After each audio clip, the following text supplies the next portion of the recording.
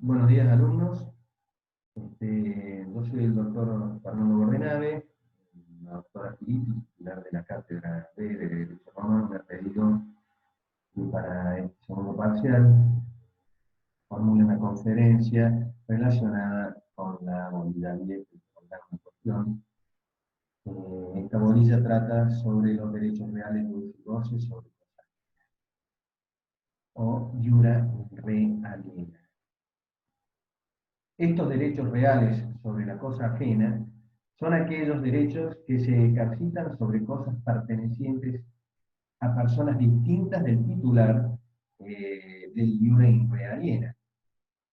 Dentro de dichos derechos encontramos las servidumbres, que es una institución del ius civile, o derecho romano, nacida de una necesidad impuesta por la actividad agrícola y ganadera de los primeros tiempos de Roma, y que alcanzó su plena regulación en la época clásica del derecho romano. La enfiteusis y la superficie también son instituciones que quedan comprendidas dentro de este iure in re aliena, pero son creaciones del ius honorarium, es decir, del derecho pretoriano. Las primeras, es decir, las servidumbres, etimológicamente provienen del vocablo servus, servitus, que indicaba una relación de sumisión, es decir, una relación de restricción a la libertad del ejercicio de un derecho. En el derecho romano, con la conciliación justinianea, se entiende a la servidumbre como, por un lado, un derecho sobre una cosa ajena constituido sobre un fundo y en ventaja de otro fundo. Estas son las denominadas servidumbres prediales, o sobre cualquier cosa corporal y en ventaja de una persona, es decir, las denominadas servidumbres personales. Las primeras, las servidumbres prediales, dentro de estas, en donde hay una sujeción permanente de un fundo denominado sirviente o praelium servum, en beneficio de otro fundo denominado dominante o praelium dominans, en el sentido de que este último se aprovecha de una actividad que puede desplegar sobre el primero, es decir, sobre el sirviente, o de una restricción al goce del derecho de dominio por parte del fundo sirviente. Las servidumbres se consideran inherentes a los predios e inseparables a ellos, estas servidumbres prediales. Ello de modo que, una vez constituida una servidumbre predial, si no hay una causal legal para su extinción, subsiste independientemente de la sucesión de diversas personas que ejerzan este derecho de dominio sobre los fundos, ya sea sirviente o dominante. De tal situación resulta el carácter a perpetuidad de las servidumbres prediales, y por ello la relación jurídica no queda reducida a las personas de sus titulares en el tiempo de su constitución. En virtud de que las servidumbres prediales se constituyen teniendo en consideración la utilidad objetiva del fundo, no pueden escindírsela a la servidumbre de estos fundos, ni ejercitársela como un derecho independiente a los mismos. Además, estas servidumbres prediales se caracterizan en virtud de que las obligaciones que imponen al propietario del fundo sirviente tienen necesariamente un carácter negativo. Por tal motivo, estas servidumbres no llevan implícitamente un hacer a cargo del titular del predio sirviente, sino un abstenerse de hacer o un tolerar lo que el propietario del fundo dominante hiciera sobre o en relación al fundo sirviente. Otra característica sobresaliente de las servidumbres prediales es su individualidad, en tanto que la situación jurídica que implicaba era indivisible. Ello quiere decir que la sumisión que implicaba no podía fraccionarse.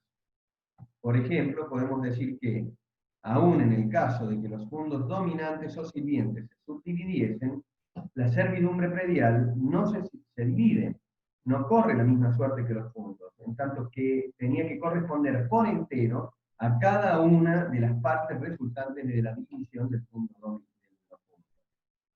Así, la servidumbre de paso es una sola, aun cuando el predio dominante se haya dividido, y por ello cada titular de cada porción del fondo dominante en que se dividió será titular del 100% de servidumbre de paso sobre el fondo sirviente. Asimismo, a los fines de estas servidumbres prediales, era absolutamente indispensable que ambos fundos, dominante y sirviente, fuesen fundos vecinos, entendiendo esta vecindad no en el sentido en que debían estar uno pegado al otro, sino que debían tener una cercanía que permitiera el real ejercicio de esta servidumbre en favor del fondo dominante.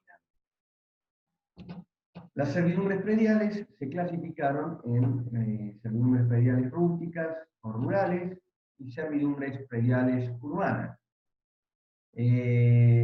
Las servidumbres se distinguían en función del fondo dominante.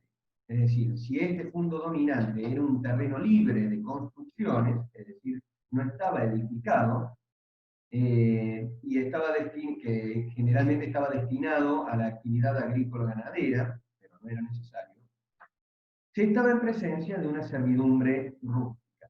Ahora, en cambio, si el fondo dominante era un edificio, es decir, estaba edificado, la servidumbre era necesariamente una servidumbre urbana, ello sin tener en cuenta o sin tener importancia el hecho de que el edificio estuviese construido en el campo o en la ciudad. Las servidumbres más antiguas, servidumbres prediales más antiguas, entraron dentro de la categoría de las denominadas servidumbres rústicas y eran consideradas res mancipi, por lo tanto transmisibles a través de la mancipatio. Dentro de estas res mancipi o servidumbres rústicas encontramos las servidumbres de paso, o denominados ius itinerum, que comprendía esta servidumbre tres tipos de servidumbre. La servidumbre de íter, que permitía el paso a pie, a caballo o en litera por sobre el punto sirviente. Las servidumbres de actus, que autorizaba a su titular a pasar por el predio sirviente o punto sirviente con bestias de cargas, carruajes. Y por último, la servidumbre de vía, que abarcaba el más amplio derecho de transitar por el punto sirviente, incluso hasta con ejército. Otra servidumbre antigua y que también revestía el carácter de rústica fue la servidumbre de acueducto, es decir, la que facultaba al fondo dominante a transportar agua a través del fondo sirviente hacia él, utilizando acequias o tuberías. Además de estas cuatro servidumbres rústicas, que eran res mancipi, se crearon otras que eran consideradas res nec mancipi, y entre ellas encontramos las servidumbres de abrevar ganado o la de apacentar ganado. Por otro lado, las servidumbres urbanas, que también fueron numerosas, no fueron tan importantes como las rústicas, y su regulación se debió a la necesidad de regular lo concerniente al aprovechamiento o comodidad entre edificios vecinos.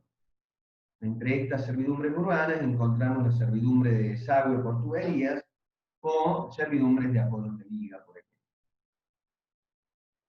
Las servidumbres prediales se constituían por medios que fueron variando según las épocas de la legislación romana.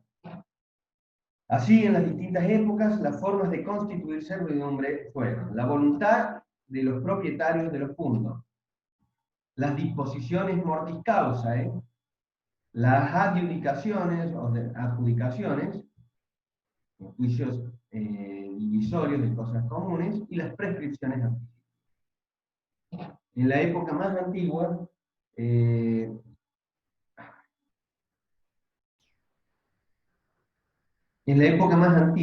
para los fondos itálicos, la constitución de las servidumbres prediales se hacía por medio de modo civil, tales como la mancipatio o la indirecesio. La mancipatio para las cuatro formas rústicas que hemos visto, más antiguas, y la indirecesio para las demás clases de servidumbres. También podían constituirse por medio de la deductio, al momento de efectuarse la venta de un predio, ello se hacía mediante la reserva de servidumbre a favor de la. Para fondos provinciales se admitió la constitución por pactos seguidos de titulaciones, modo que después se generalizó como un modo más idóneo para establecer la servidumbre. Con el derecho justinianeo se reconoció que el consentimiento tácito al disfrute de la servidumbre constituía un modo suficiente para dejar perfeccionada la servidumbre.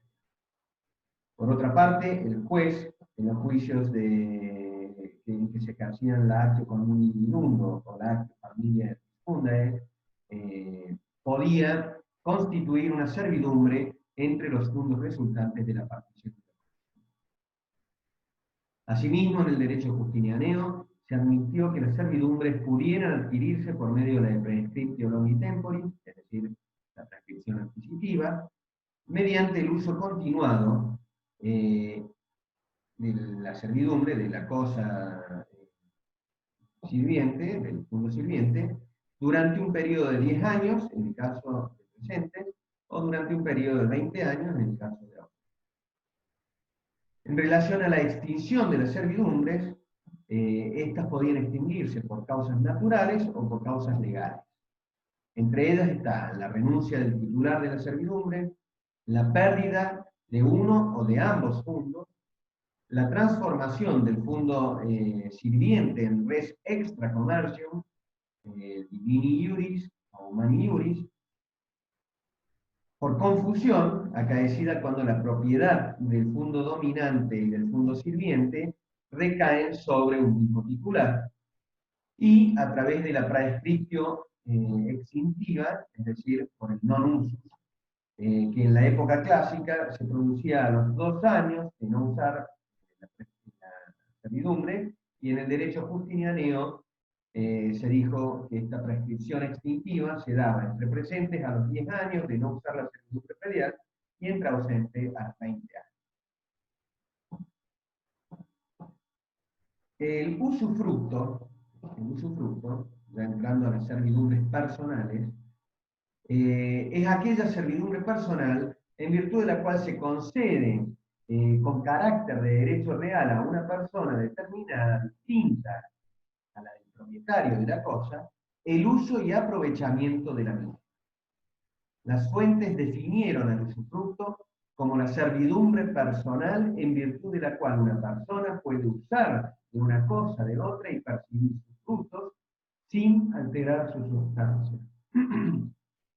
Como vemos, el usufructo abarca dos de los elementos de la propiedad, tanto el usus como el fructus, es decir, el derecho de usar la cosa y la de obtener sus frutos, o derecho de percibir sus frutos. En ambos casos, siempre supeditado a que no se altere la esencia de la cosa con ese uso o con esa percepción de fruto. Podemos decir entonces que el propietario de la cosa sometida a usufructo se reserva únicamente para sí el ius abutendi, el ius dispondendi et vendendi, pero solo puede ejercer estos derechos en el caso en que no perjudique, no genere un perjuicio a los derechos del usufructuario. Estaban habilitados a ser titulares del derecho de usufructo todas las personas físicas y de existencia ideal, siempre y cuando se encuentre determinada. El usufructo duraba por un tiempo convenido, y con el derecho justinianeo se limitó la extensión o la duración de la servidumbre personal usufructo a un máximo de 100 años, obviamente que en este caso, en el caso de las personas ideales. En el caso de las personas físicas, a un máximo de la extensión de su vida, ¿no? Y se extinguía con la muerte, como máximo. Los objetos sobre los cuales podía recaer el usufructo eran las cosas muebles o inmuebles, animadas o inanimadas. La única excepción se da con las cosas consumibles, porque su uso y goce entrañaba su extinción y por ende el cese. Es decir, no podía recaer el usufructo sobre las cosas consumibles. Si bien el usufructuario no puede enajenar su derecho, nada le impedía ceder su ejercicio. Hay tres principios que caracterizan al usufructo principalmente. El primero es que el usufructuario no puede modificar la estructura y el destino de la cosa recibida en usufructo, aun cuando de tal modificación se siguiera una mejora para aquel. El segundo principio es que existe una conexión de la servidumbre con la persona que la goza y la situación jurídica actual del usufructuario, es decir, el derecho de usufructo es intransmisible. Y por el tercer principio es la temporalidad de este usufructo, ya que cuando no había un plazo dispuesto, cesaba, como ya dijimos, en el caso de la persona física, con la muerte de éste, y en el caso de las personas de existencia ideal, a los 100 años que fue establecido como límite máximo. El usufructo podía constituirse mediante legado, y más tarde se aplicaron las formas de las servidumbres prediales, es decir, la in iure cessio, la ad judicatio o la de lucro, admitiéndose también el acuerdo tácito de usufructo. Por último, en algunos casos era establecido por la ley, es decir, por la lex, en el caso, por ejemplo, del pater familias sobre el peculio adventicio de su el usufructus se extinguía por renuncia mediante in iure cessio, el derecho clásico, y por cualquier otro no formal, el derecho justinianeo, por confusión, que era cuando el usufructuario adquiría la propiedad de la cosa, por destrucción o alteración del destino económico de la cosa, por el no uso, en este caso debía transcurrir 1 año para cosas muebles y 2 años para cosas inmuebles, por muerte del usufructuario, por capitis de minutio, pero no en el caso de la capitis de minutio mínima, sino en el caso de la máxima y la media, y siempre referida al usufructuario, y por vencimiento del plazo, que hemos hablado, como máximo en el caso de las personas visibles, con la muerte de esta persona, y en el caso de las personas de existencia ideal, por el plazo de 100 años establecido como máximo. El usufructo estaba dotado de cierta protección, se le había acordado, el derecho romano había acordado al titular del usufructo una actio confesoria o vindicatio usufructus, que tenía un régimen análogo a la vindicatio servitutis que tutelaba las servidumbres feriales. También existía la tutela interdictal a través de los interdictos denominados uticos letis y un devino. También habla el programa de quasi usufructo. Hemos dicho que el usufructo podía recaer en cosas muebles, inmuebles, animadas y inanimadas, con la sola salvedad de que no podían ser res consumibles. Bueno, en la época imperial se llegó a permitir, a admitir lo que se denominaba el quasi usufructo. Es decir, se daba una cosa consumible para que el otro pudiera usarla y aprovechar sus frutos, pero al ser consumible se extinguía, por lo cual el cuasi usufructuario lo que adquiría era la propiedad de esta cosa, pero se comprometía mediante caución a restituir cuando concluyera el usufructo, era por cualquier motivo que fuese, a devolver la misma cantidad igual cantidad de lo que había recibido. O sea que, en definitiva, el cuasi usufructuario traía aparejada la adquisición de la propiedad. Otra servidumbre personal es la de usus o uso, que consiste en el derecho de obtener de una cosa todo el uso de que sea susceptible la misma, pero sin poder percibir sus frutos, y por ello solo comprendía de los derechos que tenía el dueño el ius utendi. Y el usuario no podía locar la cosa ni ceder su ejercicio por el pago de un precio, ya que ese precio constituiría el fruto civil de la cosa y está impedido el usuario de obtener los frutos de la cosa recibida en uso. Con el tiempo, con el transcurso del tiempo, llegó a aceptarse que pudiese consumir algún tipo de frutos necesarios para el usuario y su familia, así como que lo pudiese alquilar en parte, ello siempre y cuando el usuario continuase en el inmueble o en poder de la cosa recibida en uso. El uso es un derecho indivisible que podía constituirse o extinguirse por las mismas formas y causas que el usufructo, que hemos dicho antes. Y además el usuario tenía obligaciones similares a las de un usufructuario. En el caso de la servidumbre personal de habitación, surgió esta en el derecho justinianeo y hasta allí se la confundía con el uso o el usufructo. Esta servidumbre personal de habitación consistía en el derecho real de habitar una cosa con la posibilidad de darla en arrendamiento como si fuese un usufructuario, pero no se extinguía por el no uso ni por la capitalización titular como se ocurría con el operare servorum. Podían ser obras o trabajos de los esclavos o animales y consistía en un derecho real de aprovechar de los servicios de estos y también alquilarlos. ¿eh? El carácter de servidumbre personal de este operare servorum se lo otorgó o llegó con el derecho justiniano.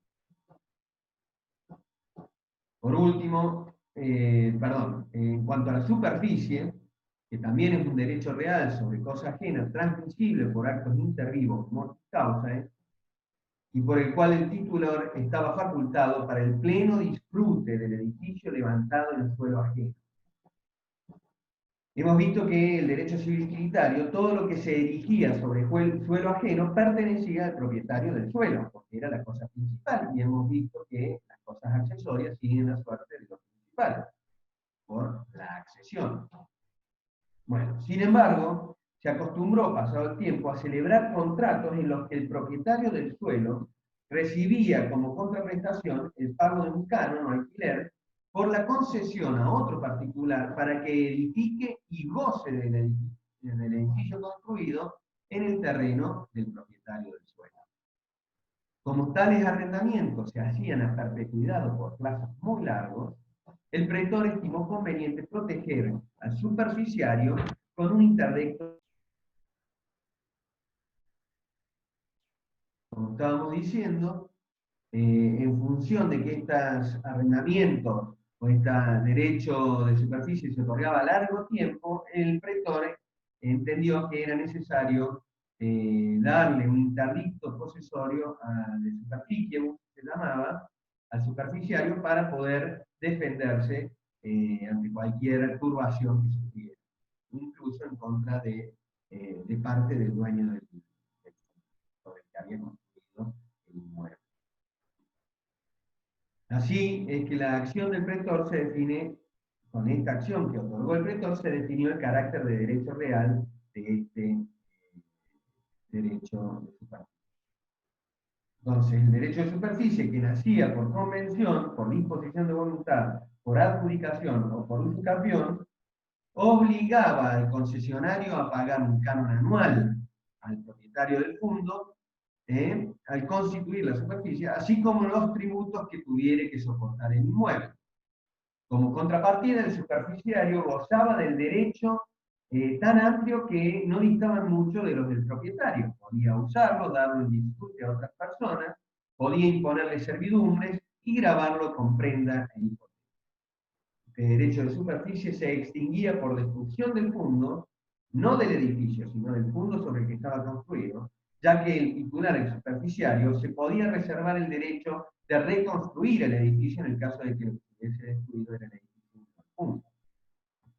También se extinguía por la transformación en res extra commercium, por consolidación que ocurría si el superficiario adquiría la propiedad del suelo o el propietario del suelo adquiría el derecho de superficie sobre el inmueble construido, por el cumplimiento del término acordado o por la condición o por alguna condición.